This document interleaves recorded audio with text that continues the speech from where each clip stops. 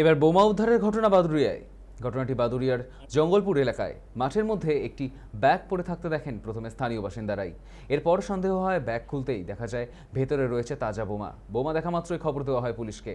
খবর পেয়ে ঘটনাস্থলে পৌঁছয় বাদুড়িয়া থানার পুলিশ।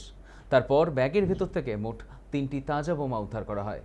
মাঠের মধ্যে কে বা কারা এই বোমাগুলি রেখে গেল তা নিয়ে তদন্ত শুরু করেছে পুলিশ। পাশাপাশি বোমাগুলির উৎস এবং এর নেপথ্যে কারা রয়েছে তাও খতিয়ে দেখা হচ্ছে। বোমা উদ্ধারের ঘটনাকে ঘিরে চাঞ্চল্য ছড়িয়েছে গোটা এলাকায়। অপরদিকে এই বিষয়টি নিয়ে সরব হয়েছে বিজেপিও।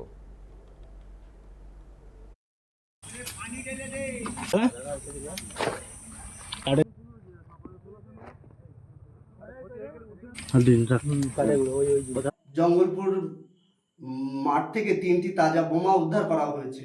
ওখানে তৃণমূল আমলে কিছু দুষ্কৃতীরা মোস্তানি গুন্ডামি তোলাবাজি করত। এখন আমাদের সরকারের পরিবর্তন হয়েছে, এখানে আইনের শাসন প্রতিষ্ঠা হয়েছে। আমাদের সরকারের যে মুখ্যমন্ত্রী তার নাম কিন্তু শুভেন্দু অধিকারী।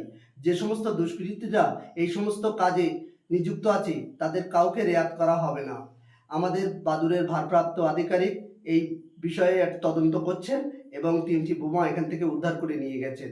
তাদের যারা এই কাজে দোষী তাদেরকে যথাযথ উপযুক্ত শাস্তির ব্যবস্থা করা হবে, এটুকু আপনাদের বলতে পারি।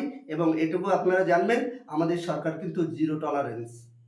অন্যায়ের বিরুদ্ধে যার যেমন শাস্তি পাওয়া উচিত ঠিক তেমন শাস্তি তারা পেয়ে যাবে। গুন্ডামি মোস্তানির দিন শেষ। এটা বিজেপি পার্টি। এখানে আইনের শাসন প্রধান কাজ। মানুষকে সুস্থ এবং স্বাভাবিক রাখাই এই সরকারের প্রধান উদ্দেশ্য।